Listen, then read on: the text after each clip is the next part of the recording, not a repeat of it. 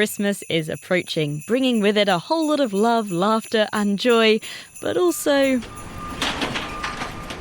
a whole load of rubbish. Every Christmas, the amount of waste produced in the UK increases by a third, and transport of goods and people leads to plenty of greenhouse gas emissions.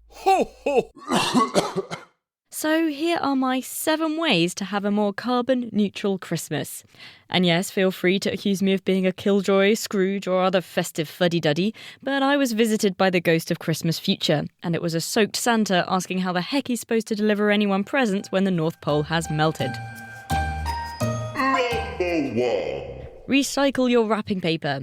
227,000 miles of wrapping paper are thrown away each year, enough to wrap the equator several times over.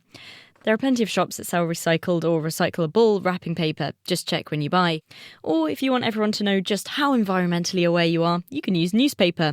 And instead of paper, try e-cards, or just send Aunt Gladys a tweet. Number 2. If you are buying a tree, go natural. A plastic tree needs to be reused for at least 12 years before it's more carbon efficient than simply getting a real one each year.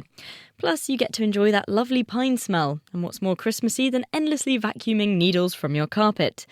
When it's done, don't throw it in the bin. You can plant it in the garden, compost it, or get a local charity to take it away.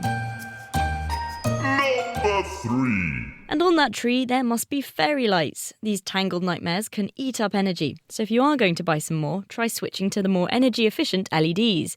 And if you want to avoid plastic decorations, you can use pine cones or make wreaths from fallen leaves. Number 4. Go vegan. All right, it just wouldn't be Christmas without turkey, the blandest, driest meat available, so beloved that we avoid it for the rest of the year. But reducing meat consumption, even a little around the Christmas period, can have a huge impact on your carbon footprint. If you are getting meat, look for local options, and some of them have lower carbon footprints than others. For example, chicken is about 28 times better than beef. Number 5. You can also try and minimise the food waste by carefully planning in advance. In the UK, approximately 2 million turkeys, 74 million mince pies, and 17.2 million Brussels sprouts are thrown out every Christmas. Number 6. Crackers. These little tubes of fun are, well, fun, but they're a great example of the fleeting nature of Christmas tat.